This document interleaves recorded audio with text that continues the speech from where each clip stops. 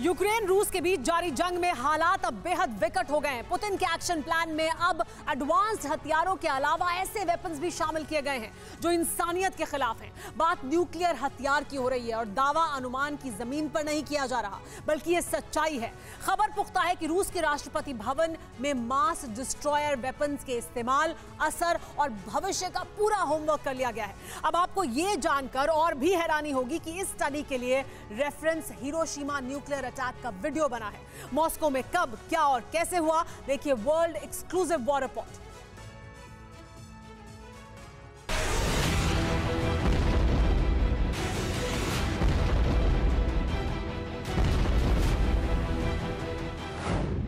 इक्कीस मार्च 2022 एटमी हमले की तैयारी।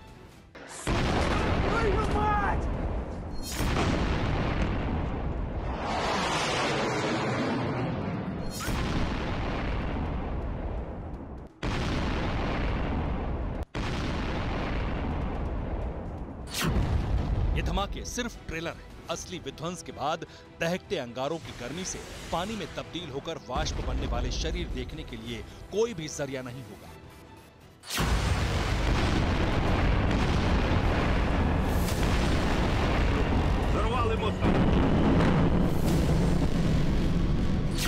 टाइमलाइन पूरी हुई। सीज फायर के लिए जारी कोशिश डेडलाइन मैच नहीं करता। उल्टा मरने से ना डरने और हर हाल में जीत हासिल करने के उकसाने वाले चैलेंजेस दुनिया की तबाही का भविष्य तय कर रहे हैं।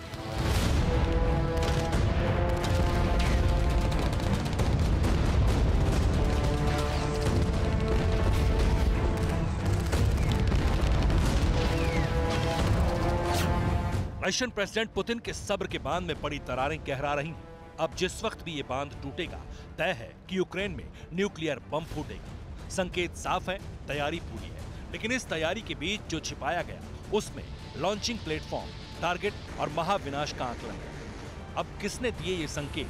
क्यों महाविनाश की अजीबोगरीब कल्पना से दुनिया फिर सहम गई? इसका विस्तार देखिए।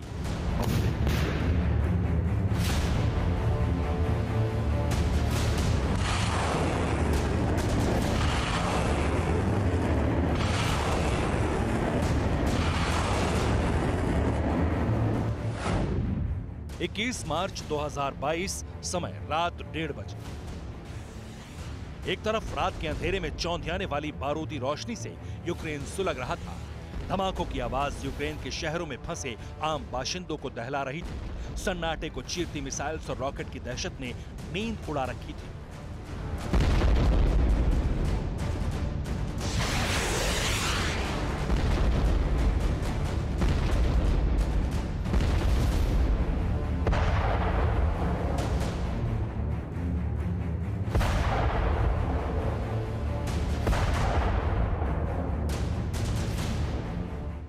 वहीं दूसरी तरफ क्रेमलिन में भविष्य के हमले से जुड़ी एक ऐसी तैयारी हो रही थी जो दुनिया भर के वॉर पर रिसर्च करने वाले थिंक टैंक्स की बुद्धि पर भी पत्थर रख दे। ये तैयारी थी न्यूक्लियर हमले की।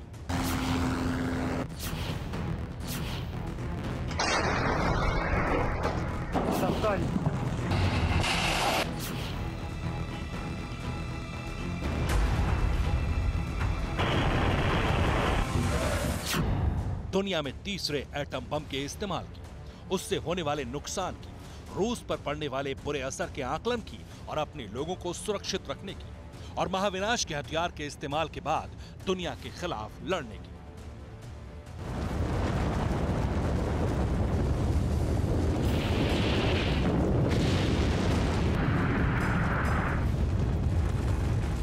दरअसल क्रेमलिन में न्यूक्लियर हमले और इस हमले को लेकर होने वाले नुकसान को लेकर एक स्टडी की गई थी। इस स्टडी की खास बात यह है कि इसमें सिर्फ रशियन थिंक टैंक्स ही नहीं, बल्कि मास डिस्ट्रॉयर वेपन स्पेशलिस्ट भी शामिल थे।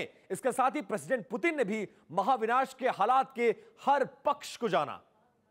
शब्दों में कहा जाए तो क्रेमलिन में रात को करीब 1:30 बजे न्यूक्लियर हथियारों के इस्तेमाल को लेकर एक बेहद अहम मीटिंग हुई, जिसकी अध्यक्षता प्रेसिडेंट पुतिन ने खुद की। और इस बैठक में न्यूक्लियर हथियार के इस्तेमाल से पड़ने वाले असर पर विस्तार से चर्चा हुई। विश्वस्त सूत्रों के हवाले से मिली जानकारी के मुताबिक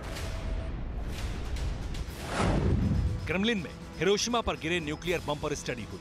हिरोशिमा एटम बम ब्लास्ट का वीडियो कई बार देखा गया, जिसमें हिरोशिमा को पहुंचे नुकसान की जानकारी हासिल की गई। आसपास के क्षेत्रों को हुए नुकसान का भी आकलन किया गया। आर्थिक नुकसान से लेकर पलटवार की आशंका पर चर्चा हुई। वहीं रूस के लोगों के बचाव की तैयारी को लेकर भी चर्चा की गई।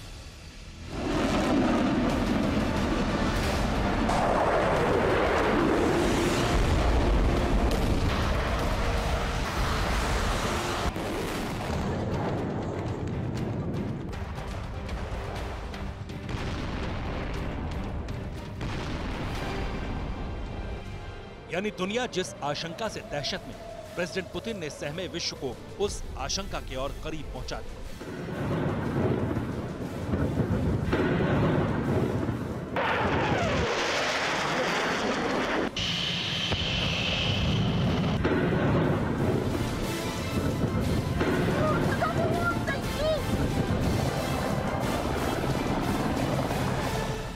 किंजल मिसाइल से अपने इरादे जाहिर करने के बाद प्रेसिडेंट पुतिन ने प्लान हिरोशिमा नागासाकी बना लिया।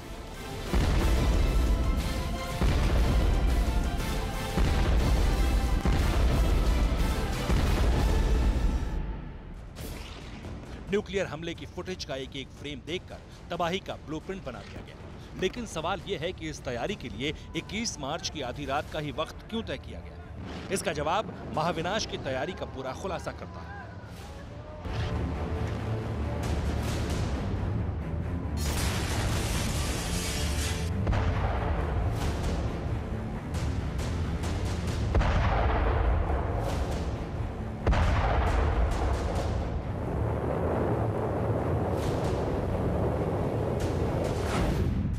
रूस के सामने सरेंडर करने के लिए यूक्रेन को 21 मार्च की सुबह 8 बजे तक का समय दिया गया था।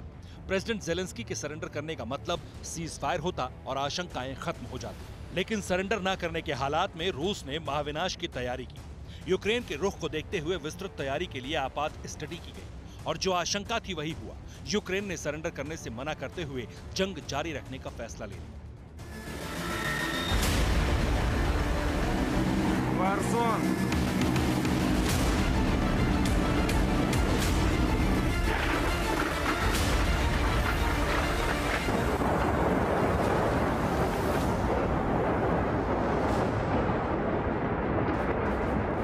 मतलब साफ है, अब रूस अपने न्यूक्लियर हमले वाले प्लान के तहत आगे बढ़ेगा। हालांकि रूस जब हमला करेगा तब भी खुलासा पहले नहीं करेगा। यह हमला अचानक होगा और तब तक जिस तरह एडवांस हथियारों से बारूद बरसाया जा रहा है वैसे ही बरसता रहेगा। न्यूक्लियर हमले की स्थिति में अगर पलटवार होता है तो क्या तैयारियां करनी है, यह भी अब रूस ने सोच लिया है।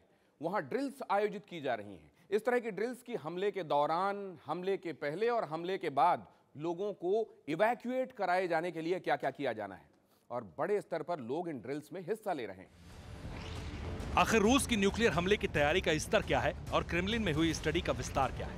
अमेरिका समेत पूरा यूरोप इस न्यूक्लियर अटैक स्टडी से दहला क्यों है? इससे भी अहम बात यह है कि हिरोशिमा पर हुए अटैक को ही क्रेमलिन ने अपनी स्टडी में शामिल क्यों किया? इन सवालों का जवाब आकलन के आधार से ज्यादा सूत्रों के हवाले से मिली जानकारी में है। इन्हें आप भी देखिए।